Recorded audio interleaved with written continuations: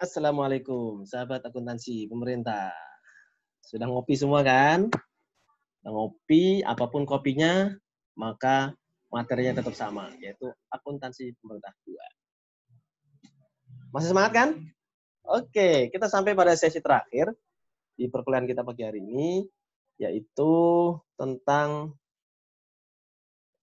SAI, Sistem Akuntansi Instansi. Ya. Baik. Jadi kalau kita bicara tentang unsur-unsur penyelenggaraan SAI, sebenarnya ya, ini tadi garis besarnya sama dengan S-Sabun ya, cuman tadi kita belum jelaskan di S-Sabun ya. Di unsur-unsur penyelenggaraan SAI adalah sebagaimana kita menjelaskan siklus akuntansi di perusahaan komersil ya. Di sini mulai ada dokumen sumber ya. Dokumen sumbernya itu bisa dokumen sumber yang berupa penerimaan maupun pengeluaran ya. Dokumen sumbernya ini ya. Dokumen sumber, misalkan dokumen sumbernya apa? Oh, SPM Pak, atau SP2D, atau surat apa? Bukti-bukti stop penerimaan negara yang berupa NTPN ya, formulirnya. Ini bisa formulir terkait dokumen atau dokumen sumber terkait penerimaan maupun pengeluaran negara. Kemudian dibukukan di jurnal ya, kita tahu ya. Jurnal, tapi jangan bayangin jurnalnya bentuknya kayak buku ya, tapi ini maksudnya aplikasi ya. Baik aplikasinya lewat aplikasi yang Sakti ataupun Saiba, karena kita masih ada 2 aplikasi yang berjalan ya. Kalau di Kementerian Lembaga itu masih banyak pakai Saiba, sistem akuntansi instansi berbasis akrual, aplikasinya namanya itu. Tapi kalau di Kementerian Keuangan itu sudah menggunakan insya Allah Sakti ya, sistem akuntansi terintegrasi kan gitu ya. Sistem aplikasi terintegrasi. Dari jurnal diposting ke buku besar, kemudian mungkin ada hal yang masuk ke buku pembantu, akhirnya masuk ke dalam laporan keuangan. Ini secara umum siklusnya tidak beda dengan perusahaan komersil. Nah, di sini perlu saya tekankan lagi bahwa yang mencatat pertama kali transaksi itu adalah unit akuntansi paling bawah, yaitu di tingkat Satker. Kalau dia berkaitan dengan uang, maka maksudnya adalah unit akuntansi kuasa pengguna anggaran. Nah, ini kalau terkait dengan uang, ya, uang. Nah, kalau UAK PAB, unit akuntansi kuasa pengguna barang. Dia berkaitan sama barang. Aduh, susah sekali ya. Maaf. Ini dihapus dulu biar nggak membingungkan, teman-teman ya. Apa ini? Oke. Ini berkaitan dengan barang.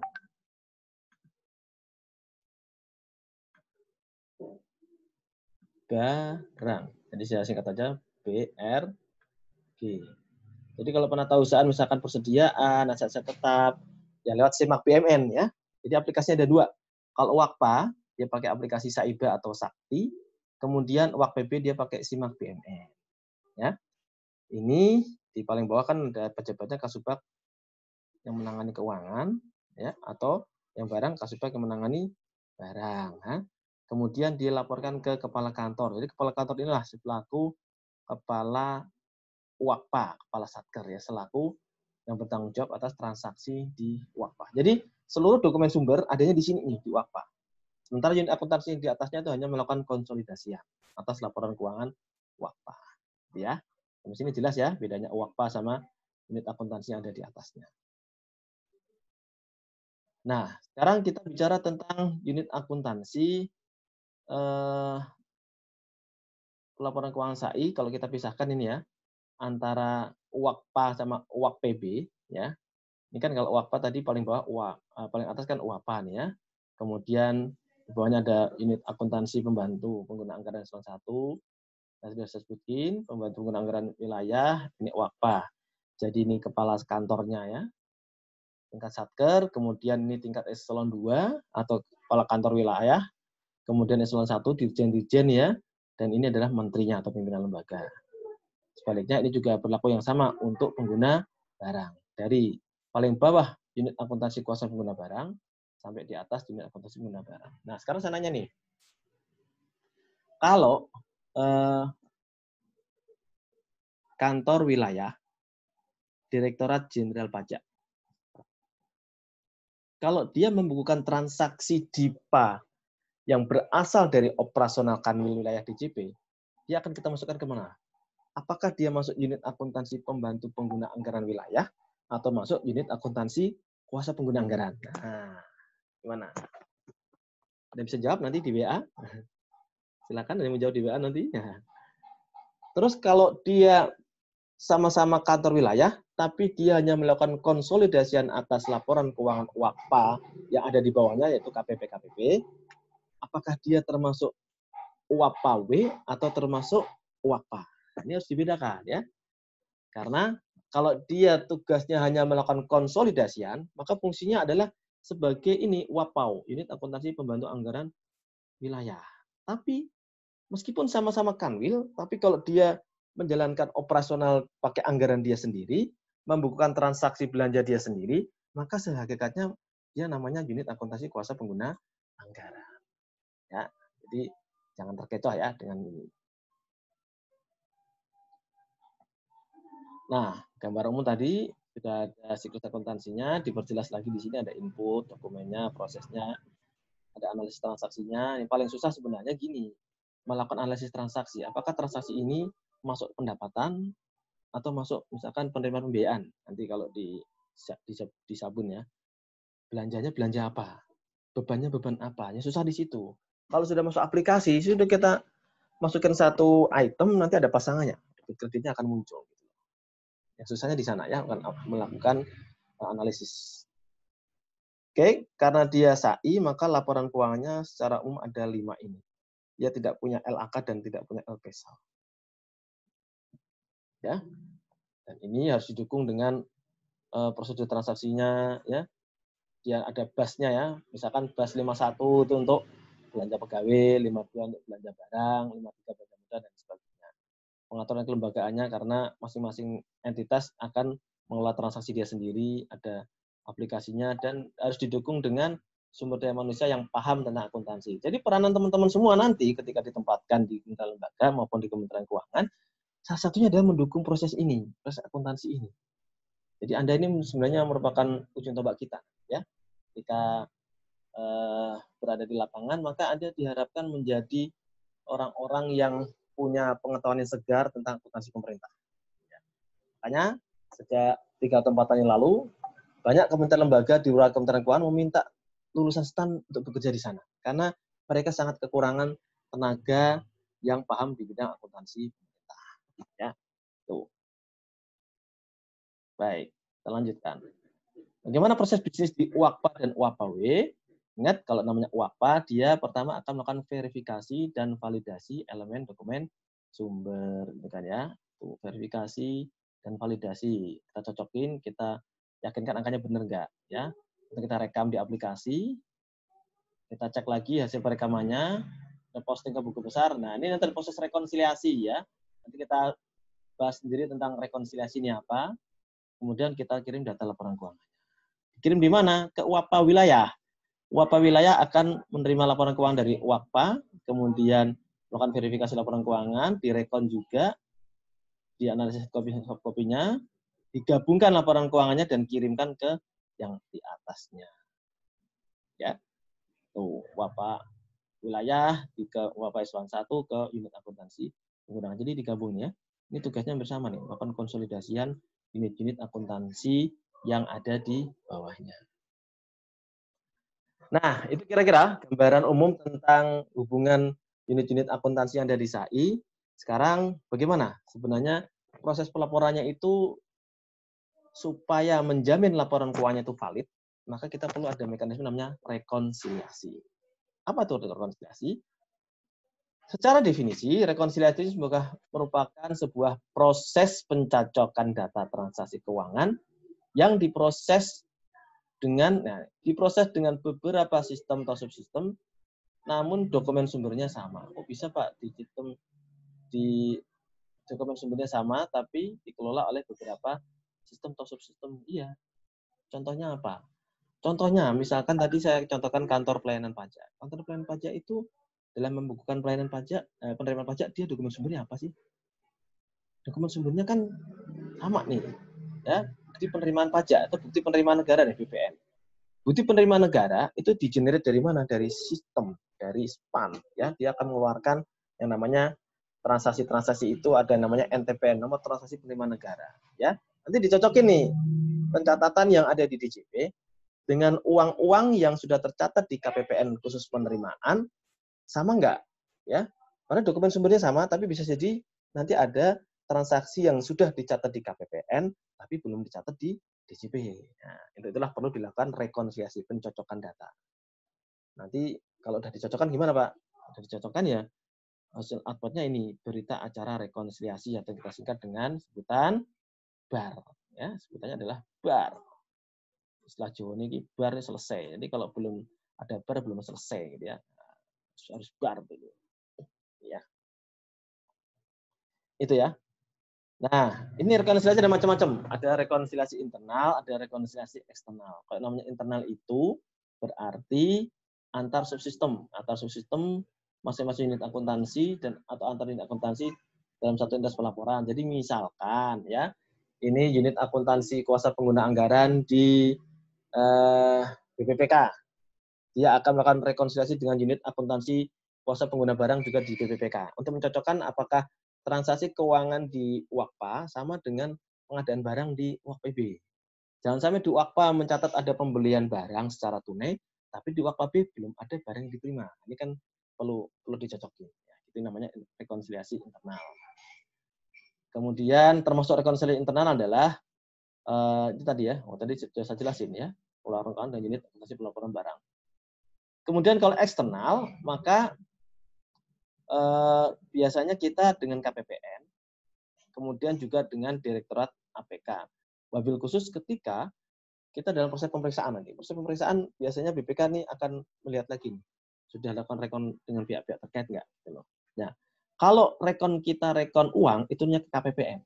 Tapi kalau rekon tentang barang, rekonnya dengan KPKNL DJKN, Kantor Pelayanan Kekayaan Negara dan Lelang. Begitu ya, ada dua ya. Jadi kalau rekon terkait uang itu dengan KPPN. Insyaallah. KPPN. Oke. Ini tentang uang ya. Kalau rekon dengan barang itu dengan KPKNL ya, teman-teman ya.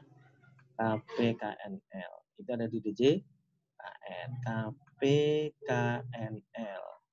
Kantor Pelayanan Kekayaan Negara dan Lelang. KPKNL.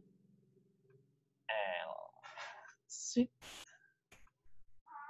Nah, siapa tahu nanti teman-teman ada yang PKL ke sana, gitu ya. Oke, jadi catat ya. Ada catat, saya hapus ini. Nah, laporan keuangan KL ini ada 5 ya. Ada LRA, neraca, LO, LP dan caleg. Dia tidak memuat LP SAL dan tidak memuat LAK. Udah tahu kan definisinya LRA isinya apa? Isinya realisasi pendapatan, belanja, neraca itu posisi keuangan, ada aset, kewajiban dan ekuitas. Laporan itu adalah basis akrualnya dari ini sebenarnya, basis akrual dari pelaksanaan anggaran ya. Kemudian ada LPE dan CALK. Ya, penyampaian laporan keuangan, kalau tadi kan laporan keuangan sabun udah jelas ya pertanggal-tanggalnya ya. Kalau saya lebih simpel nih, kalau dia laporan keuangan kementerian lembaga itu paling enggak harus 2 bulan setelah tahun berakhir sampai itu berarti tanggal 28 Februari ya. 28 atau 29. Tergantung tahun kabisat enggak. Kalau sekarang tahun 2020 berarti pelaporannya ya maksimal tanggal 29 Februari kemarin, ya. Dan sebelum disampaikan itu harus ada pernyataan ini ya, teman-teman ya. Pernyataan telah direview. Nah, siapa yang mereview? Aparat pengawas internal. Aparat pengawas internal KL adalah Inspektorat Jenderal masing-masing KL. Dia harus melakukan review. Laporan keuangannya sudah sesuai SAP belum? Sudah didukung dengan bukti-bukti belum ya? Sudah didukung dengan pengendalian internal belum? Dan di samping direview juga ada pernyataan pernyataan tanggung jawab. Kalau tanggung jawab nih oleh pimpinan siapa? Oleh pimpinan unit masing-masing. Kalau tadi laporan keuangan Satker ya ditandatangani kepala Satker. Kalau laporan keuangan kementerian lembaga ditandatangani oleh menteri atau pimpinan lembaga. Itu selalu ada yang menyatakan, oh, tanggung jawab kebenaran laporan keuangan itu ada di menteri atau pimpinan lembaga. Sementara tanggung jawab auditor adalah untuk menilai apakah laporan keuangan yang disajikan itu telah sesuai dengan standar akuntansi pemerintahan, telah sesuai dengan ketentuan peraturan undangan dan lain sebagainya. Nanti kita pelajari lebih lanjut di pertemuan kedua. Ini ya, laporan keuangan. Nah, lalu adakah sanksi kalau KL itu tidak melakukan rekonsiliasi? Oh, ternyata ada, Pak. Jadi, kalau KL tidak melakukan rekonsiliasi bulanan, maka akan dikembalikan SPM-nya. Wah, SPM kan surat perintah membayar nih. Kalau SPM-nya dikembalikan berarti KL tidak bisa mencairkan uang, ya. Tapi ada SPM yang memang dikecualikan. Ini ya. Ini yang tidak perlu dikembalikan. SPM LS belanja pegawai. Wah, ini kalau dikembalikan kacau nih. Gaji pegawai bisa tertunda kan. Kemudian SPM LS kepada pihak ketiga, artinya kalau kita membayar langsung ke pihak ketiga, misalkan kita pernah mengadakan meeting ke hotel pakai SPM LS, itu nggak ditunda. Atau SPM pengembalian itu juga nggak dikembalikan. Ya. Terus SPM yang mana, Pak? Ya biasanya SPM GU untuk menggantikan belanja mereka pakai UP, ya nggak akan diganti dulu nih kalau dia belum melakukan rekonsiliasi. Dan itu sanksi administrasinya. Kemudian sanksi itu juga tidak membebaskan masing-masing wakfa itu, ya, tidak membebaskan untuk dia tetap menyusun laporan keuangan, ya. Tetap dia harus menyampaikan laporan keuangan dan melakukan rekod. Ya. Tuh. Nah, tadi kita singgung tentang review dilakukan oleh inspektor jenderal masing-masing. Tujuannya apa sih? Satu, meyakini bahwa laporan keuangan itu sudah andal, absah, ya. Kemudian meyakini akuntansi keuangannya telah sesuai dengan peraturan undangan dan SAP, dan meyakinkan bahwa pengakuan, pengukuran, dan pelaporannya sudah sesuai dengan SAP, tujuan review. Nah, ini teman-teman nanti kalau ada yang ditempatkan di inspektor jenderal, maka inilah tugasnya. Jadi mereview pekerjaan temannya yang lain yang lagi nyusun laporan keuangan. Makanya ini penting sekali ya, teman-teman menguasai laporan keuangan dan juga menguasai ilmu audit. Kan teman-teman juga belajar ilmu audit juga toh. Jadi review sama audit dua hal yang berbeda. Kalau audit itu sifatnya untuk audit laporan keuangan memberikan opini. Kalau ini enggak, ini sebenarnya untuk memberikan jaminan laporan keuangannya ini bagus ya.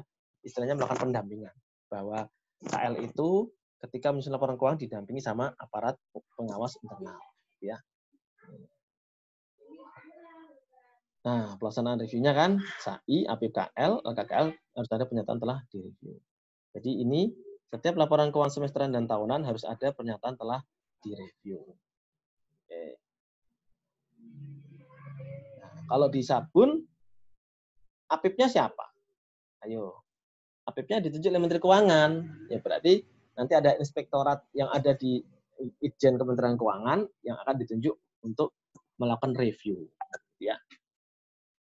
Kalau LKPP, APIP-nya siapa? Kalau LKPP, APIP-nya adalah BPKP. Ya, jelas ya. Jadi kalau yang mereview laporan keuangan KL siapa? APIP KL. Yang mereview LKBUN siapa? APIP LKBUN. Ya, APIP Kementerian Keuangan ya. APIP Itjen ya. Kemudian yang mereview LKPP siapa? Berarti APIP-nya si pemerintah pusat. Di sini adalah BPKP. Oh, ada kan? Isinya apa nih? Oh, secara umum isinya menyatakan reviewnya telah sesuai, ya, laporan keuangan telah sesuai dengan informasi tanggung jawab penyajian LK. Kemudian ruang lingkupnya juga sudah sesuai. Kemudian disajikan telah sesuai peraturan undangan dan SAP, dan ada paragraf penjelasan untuk menjelaskan pelaksanaan review LK, laporan keuangan. Ini gampang ya, sudah ada format terstandar di PMK tentang pelaporan keuangan, teman-teman bisa pelajari di sana. Kemudian kalau isi pernyataan tanggung jawab isinya apa? Nah, ini yang menandatangani adalah kepala entitasnya ya. Kalau KL berarti dia menteri atau pimpinan lembaga. Bertanggung jawab bahwa substansi laporan keuangan, substansinya ini menjadi tanggung jawabnya KL. Kemudian bahwa pengelolaan APBN itu telah didukung dengan SPI ya, sistem pengelolaan internal. Dan laporan keuangannya telah sesuai dengan SAP. Diberi paragraf jelas jika perlu. Ya. Oke. Demikian ya teman-teman materi tentang SAPP. Kita tadi sudah di bagian pertama belajar kerangka umum SAPP, kemudian hubungan SAI dan SABUN. Kemudian di bagian kedua tadi kita mengupas tentang elemen-elemen yang ada di SABUN apa saja, dari mulai SIAP, sistem akuntansi pusat, hingga sistem akuntansi pengelolaan belanja badan lainnya. Kemudian yang barusan adalah sistem akuntansi instansi yang kita sambungkan dengan mekanisme rekonsiliasi, pelaksanaan review, dan penyataan tanggung jawab. Mudah-mudahan materi ini cukup membekali teman-teman buat pertemuan-pertemuan berikutnya, karena pertemuan berikutnya saya yakin akan lebih asik insya Allah dari materi hari ini. Nah, saya akhiri materi kita dan kita akan lanjutkan diskusi melalui WA Group. Oke, see you next week dan semangat pagi. Assalamualaikum warahmatullahi wabarakatuh.